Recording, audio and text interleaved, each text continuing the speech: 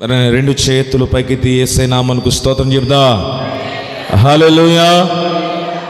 ఉదయకాలపు సమయంలో మరొక పునరుత్థానపు దినమున దేవుని సన్నిధిని సమీపించి ఆయనను ఆరాధించగలిగే అవకాశాన్ని మన ప్రభు మనందరికీ అనుగ్రహింపచేసిన విధానాన్ని బట్టి ఆయన నామమునకే స్తుతి కలుగును గాక. దేవుని వాక్యంలో నుండి ఈ ఉదయపు వేళ కొన్ని మాటలు మనం జ్ఞాపకం చేసుకుందాం.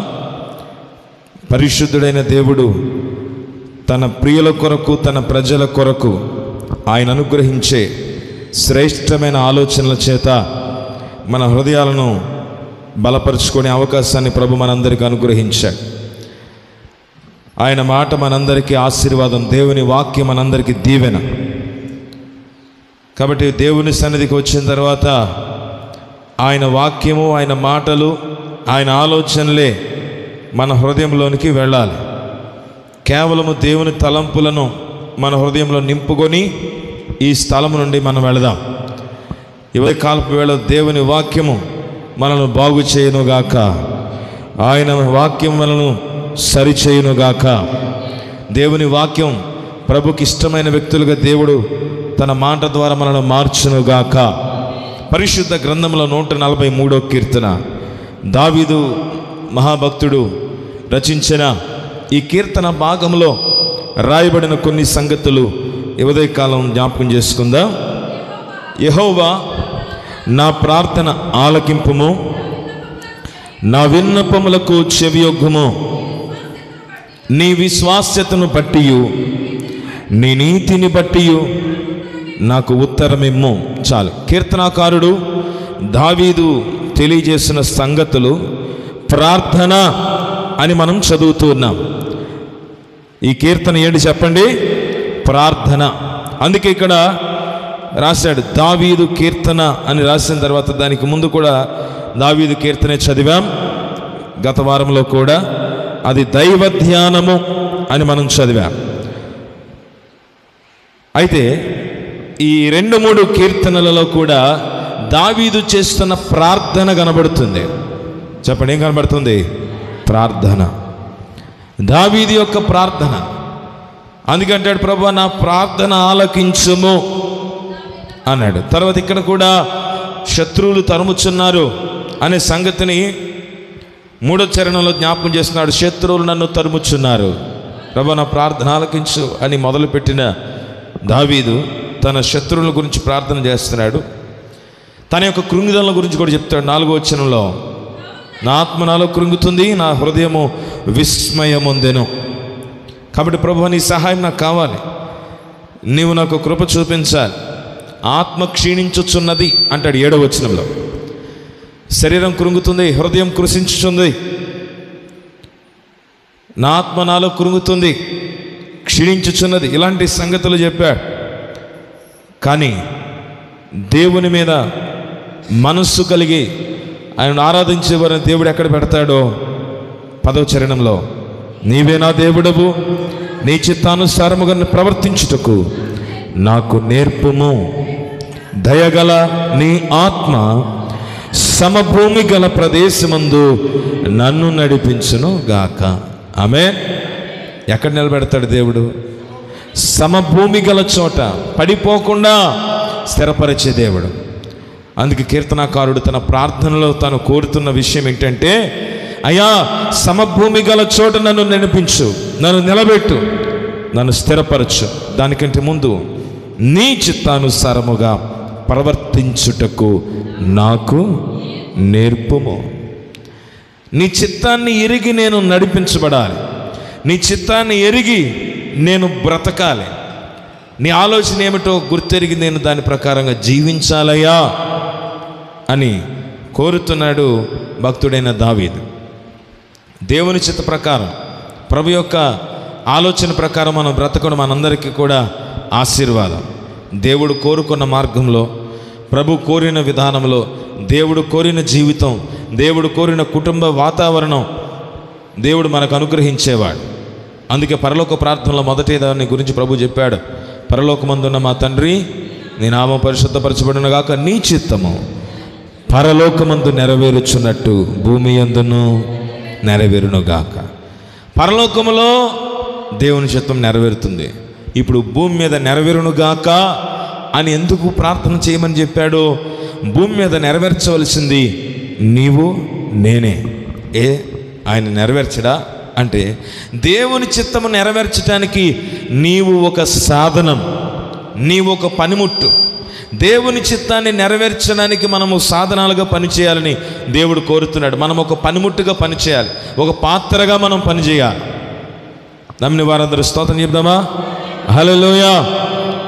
దేవుని వాక్యమును గుర్తెరిగి ఆయన వాక్య ప్రకారంగా నడిపించబడే మనము ఆయన చిత్తము జరగాలి అని ప్రార్థించడమే కాదు, జరగాలని ప్రార్థించే మనము జరిగేటట్లుగా చేయాలి. ఎప్పుడు చేయగలం? దేవుని పని చేయాలి, ప్రభు చెప్పినట్టుగా జీవించాలి, ఆయన మాట్లాడిన ప్రతి మాటకు చెవి ఒగ్గాలి. అప్పుడే దేవుని చిత్తాన్ని భూమి మీద నెరవేర్చిన ప్రజలమై మనం బ్రతుకుతాం. ప్రభు ఆయన చిత్తం జరిగించాలంటే ఆయన చిత్తాన్ని గుర్తెరిగి ఆయనకి ఇష్టమైనట్లుగా మనం బ్రతకాలి. దేవునికి ఇష్టమైన పనులు మనం జరిగిస్తే ఆయన చిత్తం చేసినట్టే. దేవునికి మహిమ కలుగునుగాక. మనలో ఎక్కడ అన్య సంబంధమైన పద్ధతులు కానీ, దైవ వ్యతిరేకమైన పద్ధతులు కానీ, దేవునికి ఇష్టం లేని సంగతులు కానీ ఇవేమి మన బ్రతుకులో రాకుండా ఉండేటట్టుగా మనం ప్రయత్నం చేయాలి. మీలో ఎంతమంది మీరు బయటికి వెళ్ళే ముందు మీకు నల్ల పిల్లి ఎదురైతే ఆగిపోయే వాళ్ళు ఎంతమంది ఉన్నారు మీలో? నాకు తెలియదు. కానీ ఒకవేళ తెల్ల పిల్లి ఎదురైతే వెళ్ళిపోతారా? నల్ల పిల్లి ఎదురైతే ఆగిపోతారా? ఆగరు కదా. చాలా మంచి విశ్వాసం. హల్లెలూయా. ఇవన్నీ ఏంటి? ప్రార్థన చేసుకుని బయలుదేరారు మీరు ఇంట్లో, ప్రభువా మేము వెళ్ళే ప్రయాణంలో మాకు క్షేమం దయచేయండి, మాకు సహాయం దయచేయండి, అయ్యా నీవు మాతో ఉండయా అని బయట అడుగుపెట్టారు. అడుగుపెట్టిన వెంటనే నల్ల పిల్లి గోడ దూకింది, మిమ్మల్ని చూసి పలకరించింది. ఏం చేస్తారు? మరీ దారుణంగా నల్ల పిల్లి ఎదురైంది. ఎంత ప్రార్థన చేస్తే మాత్రం, ఎంత ప్రభు మనతో ఉంటే మాత్రం, ప్రభువా ఒక నిమిషం పద మనం కూడా ఇంట్లోకి వెళ్దాం అని ఆయన కూడా మనం పట్టుకుని వెళ్తాం ఇంట్లోకి. చిన్న సంగతుల్లోనే మన భక్తి ఏంటో అర్థమైపోద్ది. చిన్న చిన్న సంగతుల్లోనే మనం దేవుని చిత్తం ఎంతవరకు చేస్తామో మనకు అక్కడే విశదమైపోతుంది. ఒక చిన్న పిల్లి వచ్చినా, ఒకరు తుమ్మినా, ఏదో మీరు పట్టుకోబోతున్నారు, కరెక్ట్గా అప్పుడే తుమ్మాడు, ఆయనకి ఏదో జలుబు వచ్చి తుమ్మాడు, ఆగా ఒక్క నిమిషం ఆగు, ముహూర్తం దాటిపోయింది. ఇవి చిన్న సంగతులా పెద్ద సంగతులు అంటారా? ఆ చెయ్యి కాదు, ఈ చెయ్యి, కుడి చేతి. ఓకే, కుడి చేయి చాలామందికి అలవాటు కనుక కుడి చేత్తో అడుగుతారు. ఎడమ చేతిని మరి వేరే రకంగా భావించే అలవాటు చాలామందికి ఉండొచ్చు. సరే, దాని సంగతి ప్రక్కన పెడితే ఇట్లా చిన్న చిన్న సంగతులు కొన్ని సెంటిమెంటల్గా ఫీల్ అయ్యే పరిస్థితులు ఉంటాయి. ఇలాగే చేయాలి, అలాగే చేయాలి, అది చూడాలి, ఇది చూడాలి. దేవుని బిడ్డలైన వారు ప్రభు మీద ఆధారపడిన తర్వాత, దేవుని మీద ఆనుకున్న తర్వాత, ఆయనను ఆరాధించేవారు ప్రభువా నీ చిత్తం జరగాలి అని ప్రార్థించి, ఆయన చిత్తము జరగడానికి మనం పనిముట్టుగా పనిచేయాలని దేవుని వాక్యం చెప్తుంటే, ఇక్కడ మన ఇష్టాలన్నీ తీసుకొచ్చి పెట్టి మన ప్రకారంగా జరిగిస్తే దేవుడు తన చిత్తం ఎక్కడ జరిగించేది? మనమే అడ్డుపడుతున్నాం. ప్రతి మాటికి మనమే అడ్డుపడి, ప్రభువా నువ్వు ఉండు, అయ్యా నువ్వు ఉండు, అయ్యా నువ్వు ఉండు అన్నట్టుగా మనం చేస్తున్నాం. కాబట్టి దేవుని చేతికి సమర్పించుకొని ప్రభు చేతికి అప్పగించిన తర్వాత ఇక నీ చిత్తం అనేది ఇక ఏది కూడా ఉండటానికి వీల్లేదు. ఇక నీ ఇష్టం అనేది ఇక ఉండటానికి వీల్లేదు, ఎవరి ఇష్టం ఉండటానికి వీల్లేదు. క్రీస్తునందు ప్రియ దేవుని బిడ్డలారా, కొంతమంది చిన్నపిల్లలు కదండి, కాస్త చుక్కన్న పెట్టకపోతే ఎలాగా? ఎక్కడ? దేనికి? దిష్టి చొక్క. కొంతమంది పెడతారు, వాళ్ళ ముఖమంతా బొమ్మలే, ఏది బొట్లే ఉంటాయి. కొంతమంది పిల్లలు, మా పిల్లలకు మొదటి నుంచి అలవాటు ఉంటుంది, అసలు అటువంటి మనం యాక్సెప్ట్ చేయం కదా. పిల్లలు అన్నాక అందరూ బాగుంటారు. ఇలాంటి పిల్లలు కలిగిన మీ పిల్లలు భలేగా ఉన్నారంటే మా పిల్లలు బొట్లు గిట్లు లేవు కనుక బాగున్నారు. మీ పిల్లలు కూడా తీసేసి చూడండి, దేవుడిచ్చిన న్యాచురల్ అందం కనబడుతుంది. ఎవరో చూసి ఏదో జరిగిపోతుంది అని ఈ పక్కన చొక్క, ఏమండి ఎక్కడొక చొక్క అక్కడొక చొక్క, చేతికి తర్వాత ఖాళీ ఉండదు, కాళ్ళకి చేతులకి మొత్తం తాళ్ళే. చిన్నపిల్లలు కదండి, అందుకే కట్టాలి అని. మరి దేవుని చిత్తం ఇంకెక్కడ జరిగేది? నీవు చిన్న విషయంలోనే ఆ చిన్న బిడ్డనే దేవుని చేతికి అప్పగించే వ్యక్తివైతే, దేవుని మీద నీకు పూర్తిగా నమ్మకం ఉంటే ఇలాంటి వాటిని ఎవరో కూడా జరిగించరు. జాగ్రత్త గమనించు. మొన్న మధ్య ఒక సహోదరుడు ఫోన్ చేశాడు, అయ్యా మా పిల్లోడికి బాగాలేదండి జ్వరము, అందుకే వాడి చేతికి గండా కట్టించడానికి మసీదు గాడికి తీసుకెళ్లారు. చుట్టుపక్కల వాళ్ళు చెప్తున్నారు, వాళ్ళు చెప్తున్నారు, వీళ్ళు చెప్తున్నారు. వాళ్ళు చెప్పే నీకెందుకు? నేను అడిగాను, అసలు వాళ్ళు చెప్పే నువ్వెందుకు వినాలి? అంటే చిన్నపిల్లవాడు కదండి, మళ్ళీ ఏమైనా అవుద్దేమో. అసలు నువ్వు కట్టావు కదా, ఇప్పుడే అవుతుంది చూడు. ఇప్పటి వరకు నీ ఇంట్లో ప్రవేశం లేదు, అది తీసుకొచ్చి ఆ చేతికి కట్టిన తర్వాత నీ ఇంట్లో ఒక శత్రువుగాడు వచ్చి టెస్ట్ వేసి కూర్చుంటాడు. జాగ్రత్త అన్న భయం వేసింది. అప్పుడు ఇప్పుడే కటింగ్ చేసి అవతల పారేస్తాను. చెయ్యి ఆ పనేదో ముందు. ఎందుకంటే నువ్వు దేవుని పెట్టవు కదా, బాప్తిసం తీసుకున్నావు కదా, రక్తముతో యేసు రక్తములో కడగబడిన వ్యక్తివి కదా, నీకు దేవుని మీద మాత్రమే అధికారం ఉంది కదా, ఆయనే నీకు ప్రభువు కదా. నీ కుటుంబం మీద పరిపాలన అధికారం ప్రభువుకే ఉంటే, నీ జీవితం మీద దేవునికి మాత్రమే అధికారం ఉంటే ఇలాంటి వాటికి అసలు తావివ్వకూడదు. అంటే ఏం కాదండి పాస్టర్ గారు, చిన్నపిల్లాడు కదా, వాడంత ప్రార్థనా పరుడు కాదు కదా, ప్రార్థన అడిగి లేదు కదా, అందుకని ఏం చేస్తావు? దయ్యానికి సంబంధించింది ఏదో తీసుకొచ్చి ఆడి మీద పెట్టేస్తావా? అప్పుడు ఇంకా ఏమైపోతున్నాడు? ఇంకా దయ్యానికి దగ్గర అయిపోతాడు. దేవుడి ఎక్కడ దగ్గర అవుతాడు? నీవు దేవునికి ప్రార్థన చేసే వ్యక్తి అయితే, ప్రభువు నీ మీద అధికారం కలిగిన వాడైతే, నీవు ఆయన చిత్తమునకు ఒప్పుకోవాలి. హల్లెలూయా. కాబట్టి ఆ మాట చెప్పాను.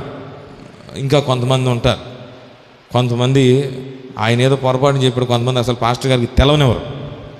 ఎందుకు చెప్పకుండా మన పని మనం చేసుకుంటే పోలా అనుకునేవాళ్ళు కూడా లేకపోలే కదండి. చాలా జాగ్రత్త గమనించాలి. దేవుడు సమస్తమును చూస్తున్నాడు, ఆయనకు మరుగై ఉన్నది ఏది కూడా లేదు. ఇలాంటి విషయాలు చిన్న సంగతులు, తాళ్ళు బొట్లు గిట్లు ఇలాంటివన్నీ. అని ఇటువంటి విషయంలోనే నీవు నమ్మకం దేవుని మీద పెట్టుకోలేకపోతే ఇంకా పెద్ద పెద్ద సంగతుల మీద ప్రభు మీద ఆధారపడ ఎలా నడిపించగలం? ఎప్పుడైతే మనం ప్రార్థన చేస్తున్నామో, ప్రభువా నీ చిత్తము పరలోకమందు నెరవేర్చినట్లు భూమి మీద కూడా నెరవేరాలి, నా జీవితంలో నెరవేరాలి, నా కుటుంబంలో నెరవేరాలి, నా బ్రతుకులో నెరవేరాలి అని మనం కోరే వ్యక్తులమైతే, ప్రతి చిన్న విషయంలో అధికారము ప్రభువా నీదే అని చెప్పగలగాలి మనం. ప్రతి చిన్న సంగతిలో అధికారం నీదే, ఆలోచన నీదే, నాదంటూ ఏం లేదు, నీవే నడిపించాలి ప్రభువా. ఈ మాటలు చదువుచుండగా దేవుని చిత్తం మన జీవితంలో జరగాలి, మన బ్రతుకులో జరగాలి, మీ జీవితంలో జరగాలి, మీ కుటుంబంలో దేవుని చిత్తం జరగాలి. ఎంతమంది కోరుతున్నారు? కుడి హస్తం పైకెత్తి స్తోత్రం చెప్పండి గట్టిగా. హల్లెలూయా. జరగాల వద్దా? అంటే దేవుని చిత్తము జరుగునట్లుగా నీవు దేవుని చేతికి అప్పగించుకోగలిగితే ప్రభువు నీ చేతిని పట్టుకుని నడిపిస్తాడు, నీకు కావలసిన బలమునిస్తాడు, నీకు కావలసిన శక్తినిస్తాడు. నీ బలహీనతనన్నిటిలో దేవుని అధికారమే, ఇంకేది ఉండదు. హల్లెలూయా. ప్రభు యొక్క అధికారమే, దేవుని యొక్క శక్తి మాత్రమే. చూడండి, కొన్నిసార్లు మన చిత్తానుసారమైన పనులన్నీ చేసి, మనకిష్టమైన జీవితం మనం జీవించేసి, ఎక్కడో ఒక చోట తప్పడడుగు వేసి పడిపోయి, లేకపోతే ఏదో ఒక శోధన, ఏదో ఒక శ్రమ బాధించి భయపెట్టి ఇబ్బంది పెట్టిన పరిస్థితుల్లో కొంతమంది దేవుని మీద కూడా నింద వేసేవారు లేకపోలే. చాలా జాగ్రత్తగా గమనించాలి. చేసిన తప్పులు, చేసిన అపరాధాలు ఇవన్నీ పోయాయి, వాటిని గురించి ఏం ఆలోచించేది లేదు. ఏదైనా ఒక శ్రమ, ఒక కష్టం జీవితంలో ఎదురైతే అప్పుడు మాత్రం ఎవరు గుర్తొస్తారు? దేవుడు ఎందుకో ఇలా చేస్తున్నాడు, ప్రభు ఎందుకో నన్ను ఇలాగా శ్రమ పెడుతున్నాడు, ఆయన ఎందుకో నన్ను బాగా శోధించేస్తున్నాడు, ఇంత కష్టాన్ని నా జీవితంలో ఎందుకు తీసుకొచ్చాడో. ఇలాంటి మాటలు అనే ముందల, ఇటువంటి మాటలు మన నోట్లో రాకముందే ఓ పరిశీలన కావాలి ప్రతి ఒక్కరికి. ఆ కష్టం నీ జీవితంలో ఎందుకు వచ్చిందో, శ్రమ ఎందుకు నీ జీవితంలో దేవుడు అనుమతించాడో, మనలో ఏదైనా లోపం ఉందేమో, మనలో దైవ వ్యతిరేకమైన ఆలోచనలు ఉన్నాయేమో, దేవుని చిత్తాన్ని జరిగించలేని పరిస్థితులు ఉన్నాయేమో. నాతో పాటు చెప్పండి, నీవే నా దేవుడవు. ఏమండి, ముందు ఆ మాట చెప్పాడు, నీ చిత్తం జరగాలని ఒట్టిగా కోరుకోవట్లేదు. అయ్యా నీవు నా దేవుడవు అంటే నా మీద, నా శరీరం మీద, నా కుటుంబం మీద, నా ఆలోచన మీద, నా బ్రతుకంతా నీవే అధికారం. ఇక నీకు తప్ప ఇక దేనికి అధికారము లేదు. దేవుని స్తోత్రం చెప్తావా? చెప్పండి మరొకసారి, నీవే నా దేవుడవు, నీ చిత్తానుసారముగా ప్రవర్తించుటకు నాకు నేర్పుము. దయగల నీ ఆత్మ సమభూమి గల ప్రదేశమందు నన్ను నడిపించునుగాక. ఆమేన్. ఎక్కడ నడిపించాలి దేవుడు? సమభూమి గల చోట నడిపించాలి, జారిపోయే చోటు కాదు. నీ అడుగు స్థిరపరిచే దేవుడు. ఇక్కడ ఏమంటాడు? నేర్పించన్నాడు, నేర్పుము అన్నాడు. అంటే అర్థం ఏంటి? నేర్చుకోవటానికి నీవు సిద్ధంగా ఉండాలి, నేర్చుకోవటానికి నీ ఇష్టం ఉండాలి. ప్రభా నీ చిత్తం చేయాలని నేను కోరుతున్నాను, నాకు నేర్పించు. నీ చిత్తమునకు బయట ఏది చేయకూడదు. ఈ ప్రార్థన మీ హృదయంలో ఈరోజు రావాలి. ఈ మాటలు వినుచుండగా మీ లోపల చెప్పండి, అయ్యా నీ చిత్తాన్ని నేను జరిగించాలి. చెప్పండి, మీ హృదయంలో చెప్పండి ప్రతి ఒక్కరు, నీ చిత్తాన్ని మేము జరిగించాలి, మీ చిత్త ప్రకారం మేము జీవించాలి, మీ చిత్తము చేయుట నాకు నేర్పించు, నీ చిత్తము చేయుట నాకు నేర్పించు. హల్లెలూయా. ఇలా మనం ఇష్టపడి దేవుని చిత్తాన్ని జరిగించడానికి ప్రయాసపడితే ఖచ్చితంగా నా ప్రభువు నీ చేతిని పట్టుకుంటాడు, సమభూమి గల చోట నడిపిస్తాడు. హల్లెలూయా. జారిపోయే భక్తి కాదు, తొలగిపోయే భక్తి కాదు, స్థిరమైన పునాది మీద ఆయన మనల్ని నిలబెడతాడు. పరిశుద్ధ గ్రంథంలో రాయబడిన మరికొన్ని ఆలోచనలు ఈ ఉదయకాల సమయంలో జ్ఞాపకం చేసుకుందాం. ప్రకటన గ్రంథం 3వ అధ్యాయం 1వ వచనంలో రాయబడిన సంగతి చదువుకుందాం. ఇక్కడ సార్దీస్ సంఘమును గురించి రాయబడిన కొన్ని మాటలు చదువుదాం. సార్దీస్లో ఉన్న సంఘపు దూత ఇలాగూ రాయుము, 7 నక్షత్రములను దేవుని 7 ఆత్మలను గలవాడు చెప్పు సంగతులు ఏవనగా, నీ క్రియలను నేను ఎరుగుదను. ఏమనగా, జీవించుచున్నానన్న పేరు మాత్రమున్నది కానీ నీవు మృతుడవే. చాలు. గమనించండి, సార్దీస్ సంఘములో ఉన్న దూతకు ఇలాగూ రాయము అని సార్దీస్ అనే సంఘానికి యేసుక్రీస్తు డైరెక్ట్గా కొన్ని మాటలు తెలియపరుస్తున్నాడు. యేసయ్య మాట్లాడిన మాటలు క్రొత్త నిబంధనలో ఎక్కడ రాయబడిన కొన్ని బైబిల్స్లో రెడ్ కలర్లో ప్రింట్ అవుతాయి ఆయన మాట్లాడినవి గనుక. అలాంటి ప్రింట్లో చూస్తే ఈ ప్రకటన గ్రంథం 3వ అధ్యాయము కూడా మొదటి వచ్చిన, అంటే ఈ 7 సంఘాలకు రాసిన మాటలన్నీ కూడా యేసయ్య చెప్పినవే. అందుకే ఇవన్నీ కూడా రెడ్ కలర్లో ప్రింట్ అయ్యాయి. అంటే ఇప్పుడు ఎవరు మాట్లాడుతున్నారు? యేసు ప్రభు వారు మాట్లాడుతున్నారు. స్తోత్రం చెప్పండి. హల్లెలూయా. గట్టిగా స్తోత్రం చెప్దామా? ఏమంటున్నాడు? 7 నక్షత్రములను దేవుని 7 ఆత్మలను గలవాడు. చాలండి. ఏలియా యొక్క ఆత్మ ఎలీషా పొందుకున్నప్పుడు రాయబడిన మాట ఏంటి? 2 గల ఆత్మ పొందుకున్నాడు. నాకు 2 గల ఆత్మాభిషేకం కావాలి ఎలీషా కోరుకున్నాడు. కాబట్టి ఇప్పుడు ఏలియా కంటే రెట్టింపు ఆత్మను దేవుడు ఎవరికి ఇచ్చాడు? ఎలీషాకి ఇచ్చాడు. అందుకే ఏలియా చేసిన ఘనమైన కార్యముల కంటే, ఏలియా కంటే ఎలీషా చేసిన అద్భుతాలు, ఘనమైన కార్యాలు రెట్టింపుగా దేవుడు చేయించాడు. హల్లెలూయా.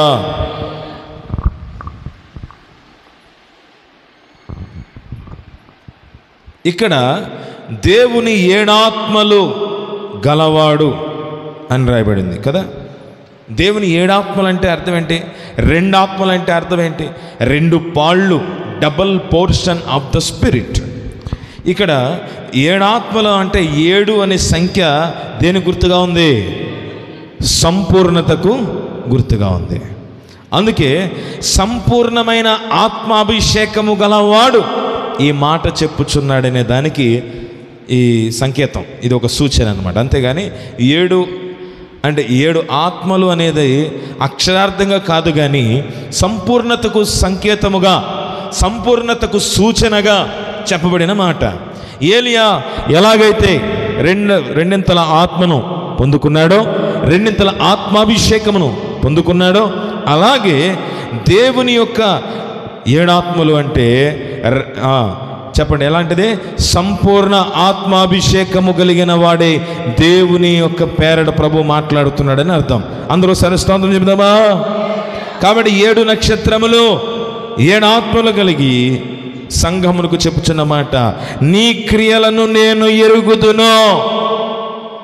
ఏమనగా అని మొదటి పాయింట్ చెప్పాడు. మొదటి మాట ఏంటి? జీవించుచున్నానన్న పేరు మాత్రం ఉంది, కానీ నీవు మృతుడవే. చాలామందికి వారి పేరుకు తగ్గ జీవితం ఉండదు. వారి పేరు ఒకటి, వారి జీవితం ఒకటి. అలాగే కొన్ని ఊర్లు ఉంటాయి, ఆ ఊర్లకు ఉన్నంత గొప్ప పేరు ఆ ఊరిలోకి పోతే ఉండదు కదండి. అందుకే దానికి సాదృశ్యంగా మనం ఒక మాట మాట్లాడతాం, పేరు గొప్ప. ఇలా ఈ సంఘం యొక్క పరిస్థితి అదేనంట. సార్దీసు సంఘాన్ని ప్రభు మాట్లాడుతూ అంటాడు, ఇదిగో నీకు పేరు అయితే చాలా మంచిదే ఉంది, నీ పేరు చాలా అద్భుతం, కానీ నీ క్రియలు నేను ఎరుగుదును. నీకున్న పేరేంటి? రాయబడిన మాట చెప్పండి. జీవించుచున్నాను అనే పేరు ఉంది, కానీ నీవు మృతుడవే అనే మాట మనం చదువుతున్నాం. మృతుడవే. జీవించుచున్నాననే పేరు అయితే ఉంది, కానీ నీవు మృతుడవే.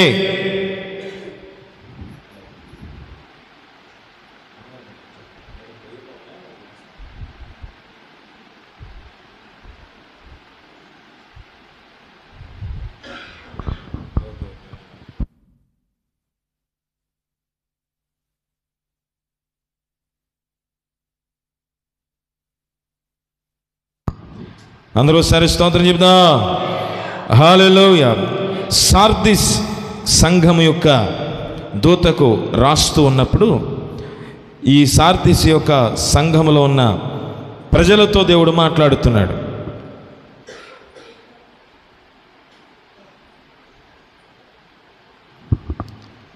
సార్దిస్ అనే మాటకు అర్థం ఏంటంటే శేషములో మిగిలిపోయిన వారు అని అర్థం వచ్చేటట్టుగా ఉంది. మిగిలిన వారు, శేషములో మిగిలిన వారు, లేక తప్పించుకున్నవారు అనే అర్థం వస్తుంది. సార్దీస్ అంటే తప్పించుకున్నారు.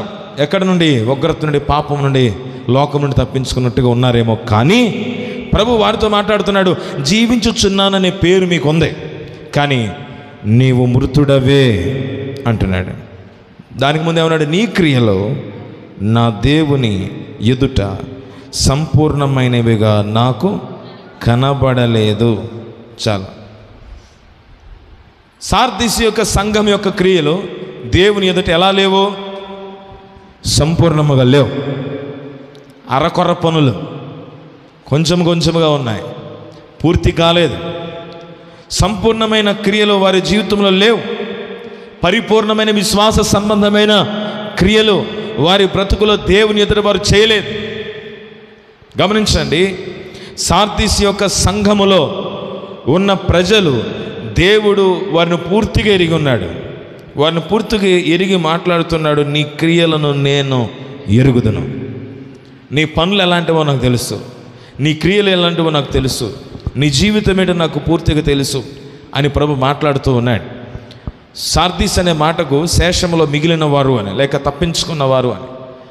ఇలాంటి ఈ సంఘం ఉగ్రత నుండి తప్పించుకున్న వారుగా ఉండొచ్చు, పాపం నుండి తప్పించుకున్న వారుగా ఉండొచ్చు, కానీ ఇంకా దేవునిలో పరిపూర్ణంగా ఉండాలని ఒక హెచ్చరికతో ఈ పత్రికను ప్రభు ఇచ్చాడు.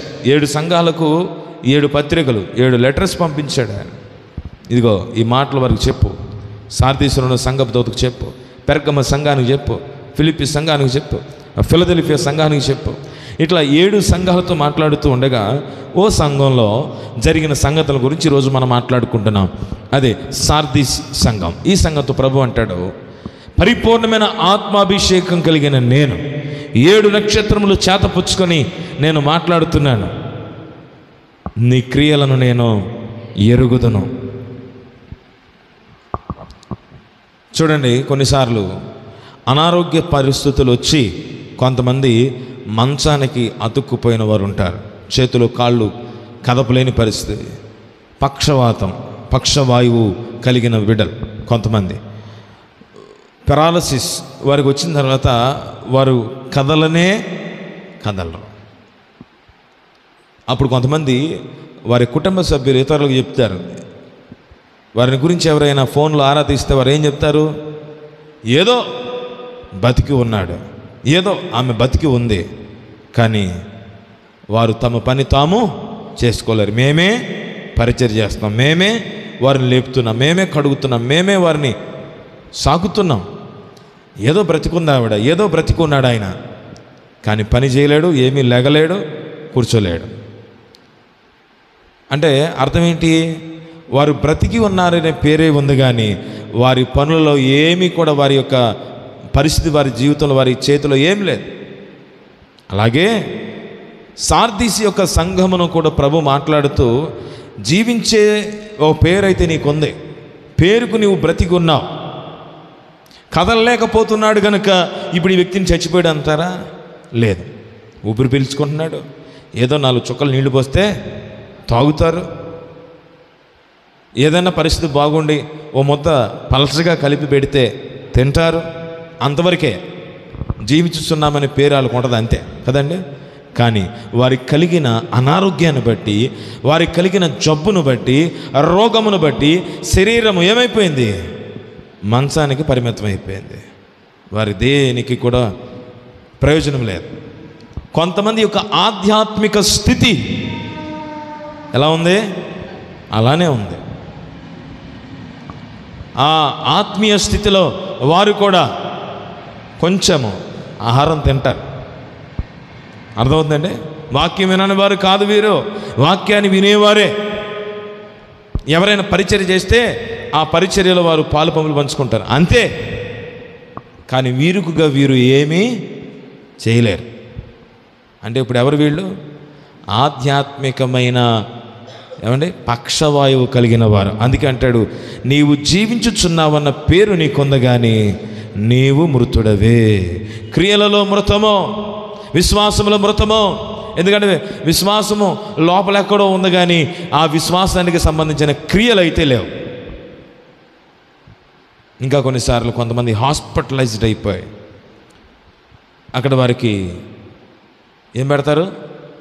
ఆక్సిజన్ పెట్టి ఆ గుండె ఆగిపోకుండా చేస్తారు. కొద్ది రోజులు చూస్తారు, ఏమైనా బ్రతికే ఛాన్స్ ఉంది. అప్పుడు కూడా అక్కడ పరిస్థితి ఏంటి చెప్పండి? అప్పుడు కూడా అక్కడ పరిస్థితి ఏంటి? వారు బ్రతుకుతారనే ఆశ ఏదో ఉండి వారు ప్రయత్నం చేయడమే తప్ప వారి శరీరం కనీసం మాట్లాడినా కూడా పలకరించేదో ఉండదు. ఇదంతా ఎందుకు నేను చెప్తున్నానంటే, ఆధ్యాత్మిక స్థితిలో కొంతమంది అటువంటి పరిస్థితుల్లోకి వెళ్ళిపోయే ప్రమాదం ఉంది. అందుకే ప్రభు హెచ్చరిస్తున్నాడు, నీవు మృతుడవే అనే పేరును మనం తొలగించుకోవాలి. దేవుని యొక్క కార్యాలు చేయకపోతే వారు మృతులు. దేవుని కొరకు పనులు చేయకపోతే, ప్రభు కొరకు క్రియలు జరిగించకపోతే విశ్వాసంలో మృతము, భక్తిలో మృతము, ప్రార్థనా జీవితంలో మృతము, పరిశుద్ధతలో మృతము. అందుకే అలాంటి పరిస్థితి నుండి విడిపించబడాలని దేవుడు కోరుతున్నాడు. నీ క్రియలు నా దేవుని ఎదుట సంపూర్ణమైనవిగా నాకు కనబడలేదు. అందుకేం చేయాలి? కనుక జాగరూకుడవై చావనై ఉన్న మిగిలిన వాటిని బలపరచు.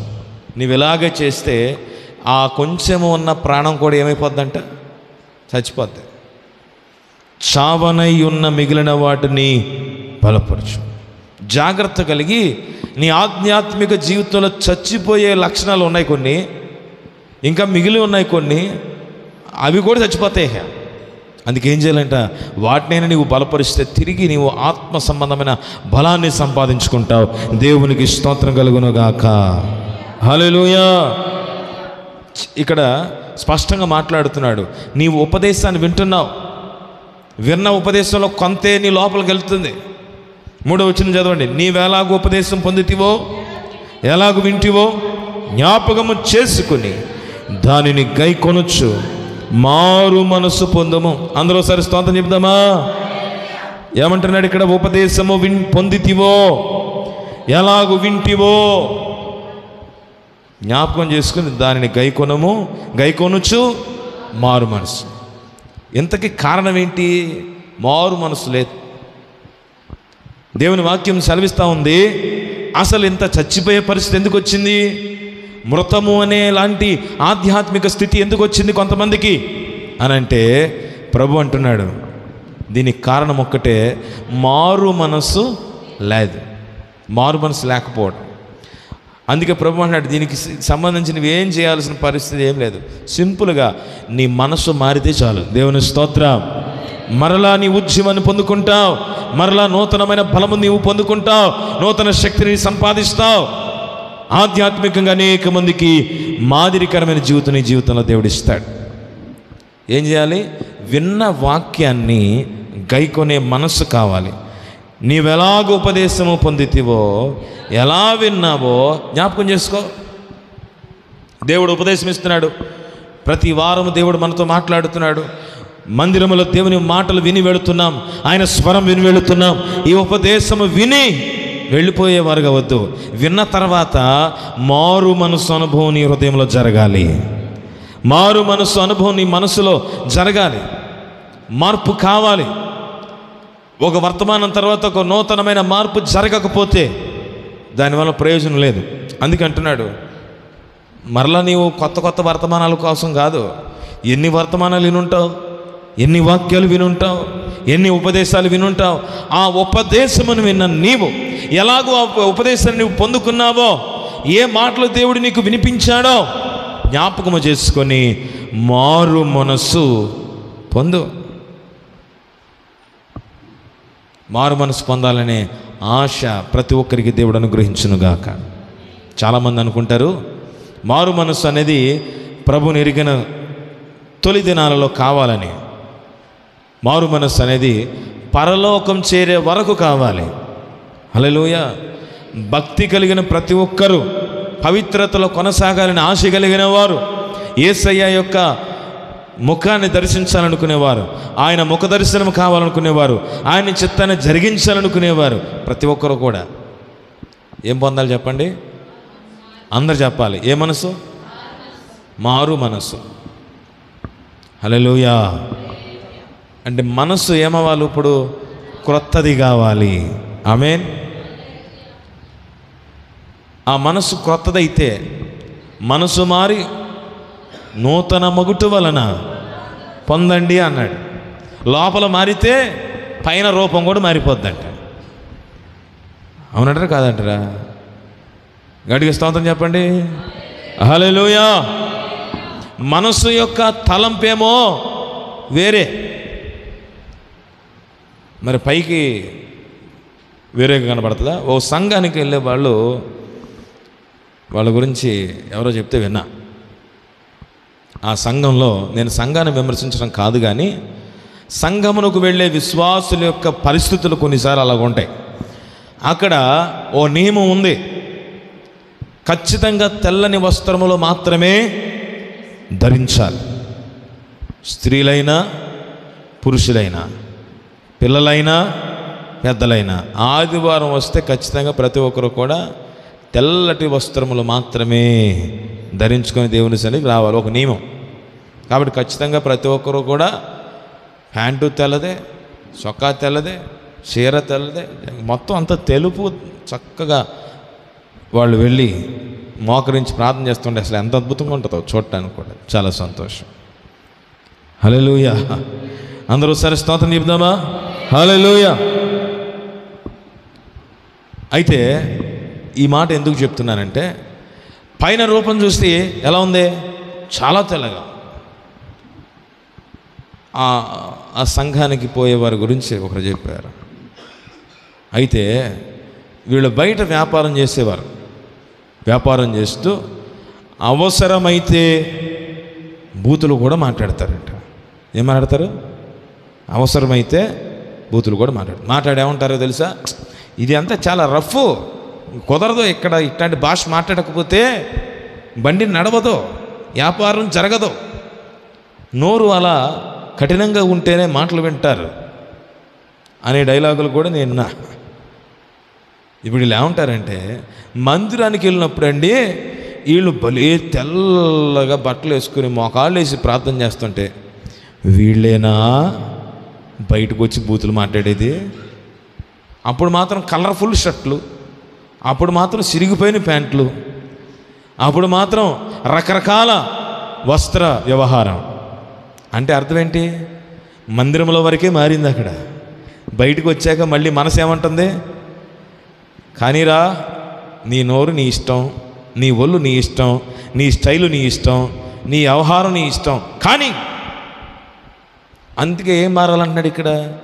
మనసు మారాలి. ఇప్పుడు మనసు మారితే ఏమవుతుంది? మందిరంలోకి వెళ్ళినా అదే మనసు, బయటకు వచ్చిన అదే మనసు, మనుషుల మధ్యలో ఉన్న అదే మనసు, ప్రభుత్వ ఏకాంత సమయంలో ఉన్న అదే మనసు, ఒంటరివై ఉన్న అదే మనసు. ఎందుకంటే మనసు మారింది కనుక, అది కడగబడింది కనుక, అది పరిశుద్ధమైనది కనుక. యేసయ్య రక్తంలో కడగబడిన అనుభవం కలిగిన వారు ఎక్కడున్న దేవుని కొరకు బ్రతుకుతారు. దేవుని స్తోత్రం కలుగును గాక. హల్లెలూయా.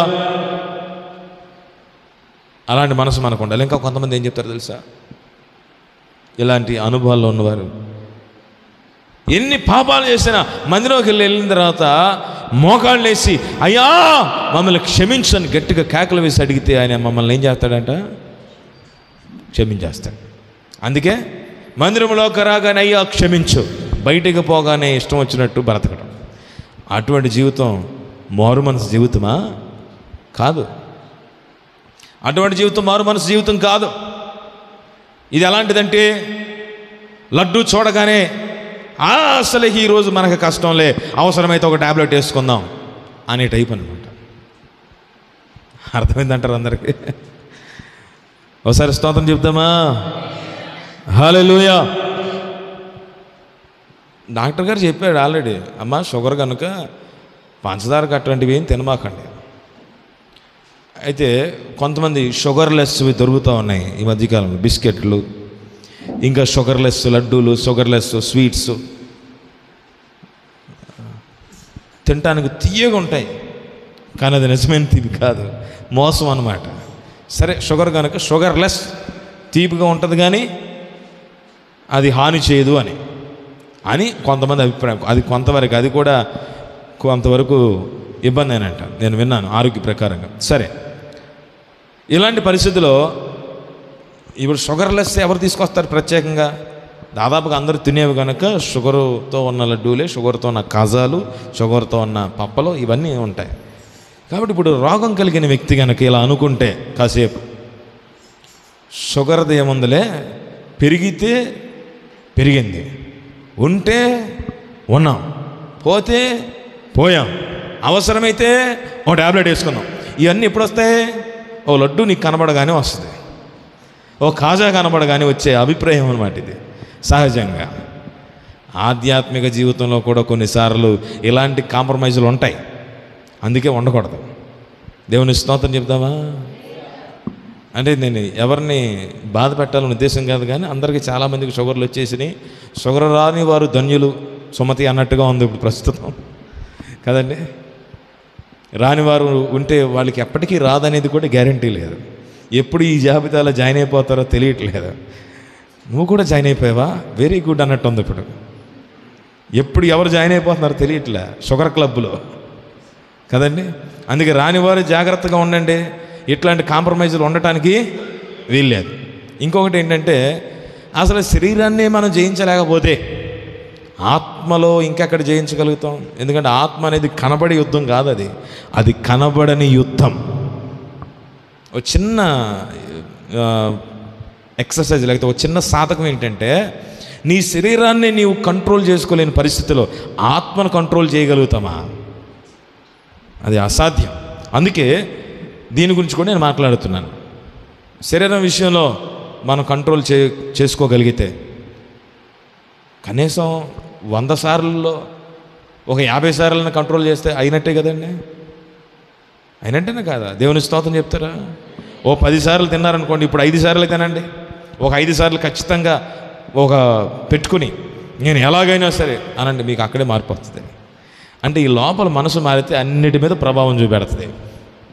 అసలు అదంతా ఎందుకు? మీ మనసు బాగోలా? పంచ పరమాక్ష పన్నవాళ్ళు అన్నీ తీసుకొచ్చి ఏమండి మీ ఎదురుగా పెడితే మీరు తింటారా? మీ మనసు కరెక్ట్గా లేదు కనుక నువ్వు ఎన్నన్నా తీసుకురా, నా అక్కర్లా పో అవతలకే అంటారు. అవునా కదండి? అసలు మాట్లాడటానికి కూడా ఇష్టపడరు ఎవరితో. అంటే అన్నీ ఎక్కడ ముడిపెట్టబడ్డాయి? నీ మనస్సుతో ముడిపెట్టబడ్డాయి. అందుకే ఇక్కడ అంటాడు, ఎన్ని మాటలు నీవు విన్నావో, ఉపదేశం ఎలా పొందావో, ఏ వాక్యం దేవుని మాటలు నీవు విన్నావో ఏం చేయాలి? ఇప్పుడు రివైండ్ చేసుకో, అన్నీ ఒక్కసారి జ్ఞాపకం తెచ్చుకో. దేవుని మాటలు ఏమైనాయో జ్ఞాపకం చేసుకొని మారు మనస్సు పొందుము. ఇలాంటి మారు మనసు పొందితే ఎంత సంతోషం చెప్పండి. మన జీవితం అంతటిని మార్చే మారు మనసు మనకు కావాలి. బాప్తిసం పొంది నీళ్ళ నుండి బయటకు వచ్చేప్పుడు పాడతాం ఏమని? నా హృదయమో వింతగా మారేను, నా హృదయమో వింతగా మారేను, నా హృదయమో వింతగా మారేను, నాలో యేసు వచ్చినందునా, నాలో యేసు వచ్చినందునా, సంతోషమే సమాధానమే, సంతోషమే సమాధానమే, సంతోషమే సమాధానమే, చెప్పనా సఖ్యమైన సంతోషం, చెప్పనా సఖ్యమైన సంతోషం, నా హృదయము వింతగా మారేను, నా హృదయము వింతగా మారేను, నా హృదయము వింతగా మారేను, నాలో యేసు వచ్చినందునా, నాలో యేసు వచ్చినందునా. హల్లెలూయా. చాలాసార్లు పాడాం. బాప్తిసం పొందిన ప్రతి ఒక్కరి విషయంలో పాడాం. మీలో ఉన్నవారు ప్రతి ఒక్కరు బాప్తిసం పొందినప్పుడు కూడా ఈ పాట పాడి ఉన్నాం. హల్లెలూయా. అంటే అర్థం ఏంటి? ఈ హృదయం ఇక దేవునికే. ఆ పాటలోనే ఉంది కదా, నాలో యేసు వచ్చినందునా. ఆయన వచ్చాడు ఈ హృదయంలో, ఆయన నీ మనసులో ఉన్నాడు. ఆయన మాటి మాటికి బయటకు తోయొద్దు. మారు మనస్సు అనుభవం కావాలి మనకి. హల్లెలూయా. ఆధ్యాత్మిక జీవితాన్ని బాగు చేసుకోవడానికి, ఆత్మ సంబంధమైన ఫలాలు మనం ఫలించడానికి చెప్పండి ఏం కావాలి మనకి? మారు మనసు అనుభవం కావాలి. ప్రతి దినము కావాలి, ప్రతి వాక్యం విన్న తర్వాత కావాలి. ఇంకా ఇక్కడ నీవు జాగరూకుడవై ఉండని ఎడల, నీవు జాగ్రత్తగా ఉండని చెప్పాడు కదా, జాగ్రత్తగా ఉండి మారు మనసు పొందన్నాడు. ఇప్పుడు రెండోసారి అంటే ఒకవేళ నీవు జాగ్రత్తగా కనుక ఉండకపోతే నేను దొంగ వలె వచ్చేదను, ఏ గడియను నీ మీదకి వచ్చేదను నీకు తెలియదు. అప్పుడు రొమ్ములు బాదుకుంటే కుదరదు. అయ్యో నాకు తెలియదే అని ఏడిస్తే కుదరదు. ఒక్కసారి ఆయన వస్తే తలుపులు మూయబడతాయి. ఒక్కసారి ఆయన వస్తే పరలోకం యొక్క ద్వారములు మూయబడతాయి. అయ్యా అప్పుడు క్షమించమని అడిగితే అవకాశం ఇస్తాడా? ఏమంటే అసలు అప్పుడు క్షమించమని అడిగితే ఆయన తీసుకెళ్లే లెక్క అయితే అసలు మందిరమే మనకు అక్కర్లేదు, ప్రార్థనలే అవసరం లేదు, వాక్యంతోనే పని లేదు. అందరికీ ఓ మాట చెప్పి అమ్మా మరలా ప్రభు వచ్చే సమయంలో మనమందరం కూడా చిన్న ప్రార్థన చేసుకుని క్షమించి ప్రభు అంటే ఆయన తీసుకుపోతాడు. ఇక ఎవరి ఇళ్ళకి వాళ్ళకి పోండి, ఎవరి ఇష్టానుసారంగా వాళ్ళు జీవించండి అని చెప్పుకుని ఉండేవాళ్ళు. దేవుడు అట్లా చెప్పలా. ప్రభు ఆయన కొరకు నిత్యము బ్రతకాలని దేవుడు కోరుతున్నాడు. ఆయన కొరకు సమర్పణ కలిగిన మనసుతో జీవించాలని, మారు మనసు అనుభవం కలిగి బ్రతకాలని ఆయన చిత్తమునే జరిగించాలి, ఆయనకి ఇష్టమైన పనులే జరిగించాలి అని కదా దేవుడు కోరుతున్నాడు. అందుకే మనం ఎరగని సమయంలో ఆయన వస్తే మన మీద ఆయనకి ఏం పుట్టాలి చెప్పండి? ఇష్టం పుట్టాలి.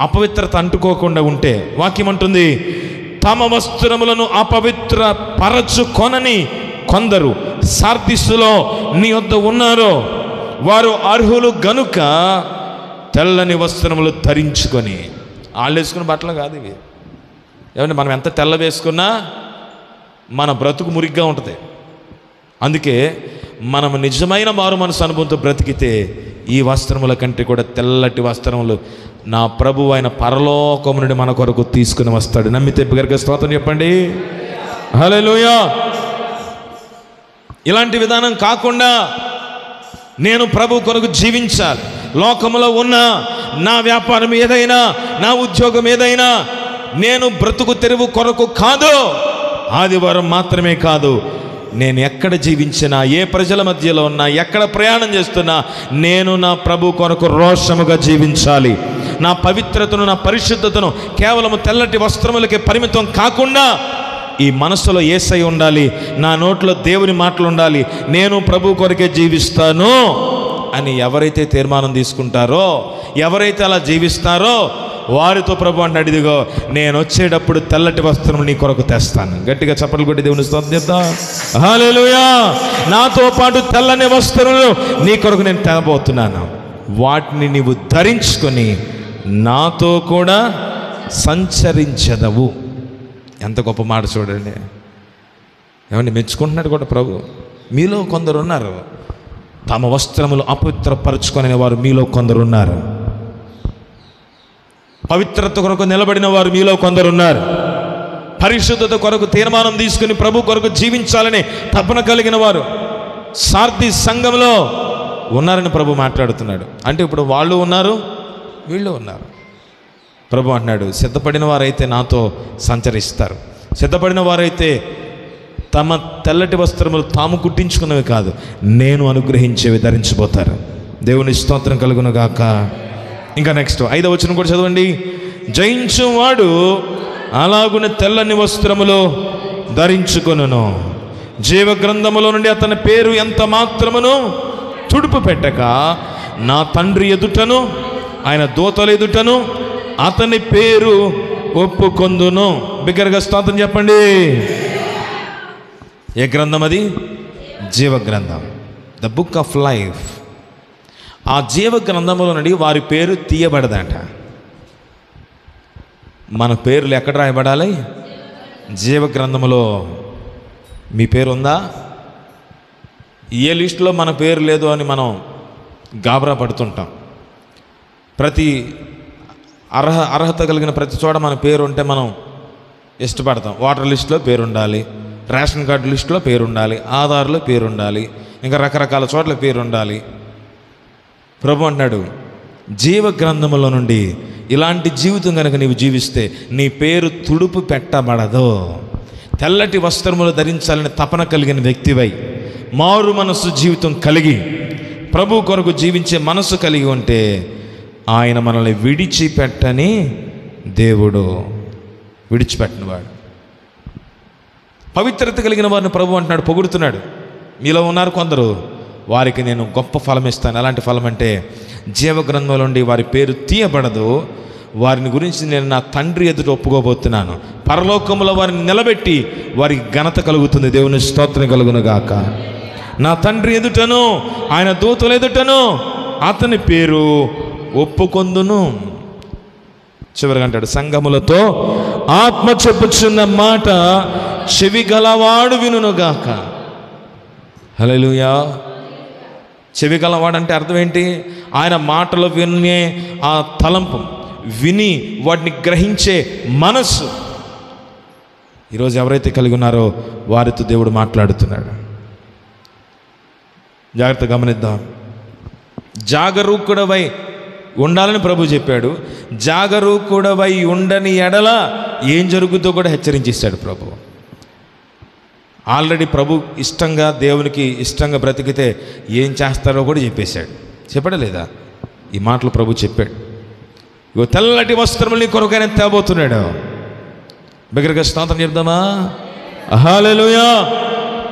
ఈ ఉదయకాల సమయంలో మనలో దేవుడు ఏం కోరుతున్నాడో, దేవునికి ఇష్టం లేనివి ఏవైతే ఉన్నాయో ఆయన ఇచ్చే తెల్లటి వస్త్రములు ధరించడానికి నీవు అర్హురాలువేనా? నీవు అర్హుడవేనా? నీకు ఆ నమ్మకం ఉందా? ప్రభు నా కొరకు తెల్లటి వస్త్రాలు తేబోతున్నాడు, ఆయనతో నన్ను కూర్చుండబెట్టబోతున్నాడు. ఒకవేళ ఆ నిశ్చయిత నీ హృదయంలో లేకపోతే దానికి కారణం ఏంటో తెలుసా? నీ జీవితంలో ఇంకా ఏవో ఉన్నాయి సరిచేయబడవలసినవి. అందుకే ప్రభు ఈరోజు ఈ మాటలు చెప్తున్నాడు. నిశ్చయిత లేని ప్రియ దేవుని బిడ్డలారా, మీ మనసులో ప్రభు మీ కొరకు తెల్లటి వస్త్రములో రావనై ఉన్న దినములలో తెస్తాడని నమ్మకం నీకు లేకపోతే, నిజంగా లేకపోయినా తెస్తాడులే అని సరిపెట్టుకోకండి. తేడేమో అనే భయం ఒకవేళ ఉంటే వెంటనే ఈరోజు మనం చేయాల్సింది ఏంటి? మారు మనస్సు అనుభవం పొంది ప్రభు సన్నిధిలో, అయ్యా నీకు ఇష్టమైన బ్రతుకు నేను బ్రతకాలి. వస్త్రముల్లో కాదు, నా మనస్సు, నా పవిత్రత, నా జీవితంలో నీకు కనబడాలి. ఏ చోట నేనున్నా నేను యేసుక్రీస్తు కొరకు జీవించే బిడ్డను, ఆయన కుమార్తెను, ఆయన కుమారుడను, లోకం నా గురించి సాక్ష్యం ఇవ్వాలి అనే మనస్సు మనం కలిగి ఉంటే దేవుడు ఖచ్చితంగా ఉన్నత స్థితిలో ప్రభు నిలబెడతాడు. నమ్మిన వారందరూ కూడా బిగ్గరగా స్తోత్రం చెప్దామా? హల్లెలూయా. ఉదయకాలపు వేళలో క్రీస్తునందు ప్రియ దేవుని బిడ్డలారా, ప్రభుకి ఇష్టమైన జీవితం జీవించాలని కోరుతున్నాడండి. ఆయనకి ఇష్టమైన బ్రతుకు మనం బ్రతకాలని ప్రభు కోరుతున్నాడు. సరి చేసుకుని ఈ స్థలం నుండి మనం వెళదాం. ప్రభు స్పష్టంగా చెప్తున్నాడు, నా కొరకు సిద్ధపడిన వారిని నేను వదిలిపెట్టను. మీలో కొందరు ఉన్నారు పరిశుద్ధులు, తమ వస్త్రములు అపవిత్రం కాల, వారి వస్త్రములలో డాగు లేదు, వారి వస్త్రములలో మచ్చ లేదు, వారి వస్త్రములకు ముడత లేదు, వారు పరిశుద్ధులు. వారికి నేను ఇంకా తెల్లటి వస్త్రములు ఇచ్చి నాతో కూడా తీసుకుని వెళతాను. ఆ గుంపులో నీవెందుకు ఉండకూడదు? ఆ గుంపు నీవే ఎందుకు కాకూడదు? లోక సంబంధంగా అనేకమైన పరిస్థితులు, లోక సంబంధమైన అనేకమైన స్థితిగతులు నిన్ను ఒకవేళ పవిత్రత నుండి కోల్పోయేలా చేశాయేమో, వాటిని ఇప్పుడే ఈరోజే తొలగించుకుందామా? మారు మనసు పొందాలని ఎంతమంది కోరుతున్నారో మోకరించి ప్రతి ఒక్కరు కూడా 2 చేతులు పైకెత్తి ప్రార్థన చేయండి. మారు మనసు పొంది నా ప్రభుతో కూడా నేను కొనసాగాలి, మారు మనసు పొందిన వ్యక్తినై నేను నా ప్రభుతో కూడా నేను వెళ్ళాలి అనే తలంపు కలిగిన వారు ఓ ప్రార్థన చేయండి. మోకరించండి, ప్రతి ఒక్కరు కూడా మోకరించండి. ముఖాళ్ళ అనుభవంలో నువ్వు ప్రార్థించాలి. మోకరించగల వారందరూ కూడా మోకరించండి. స్తోత్రములు చెల్లిస్తూ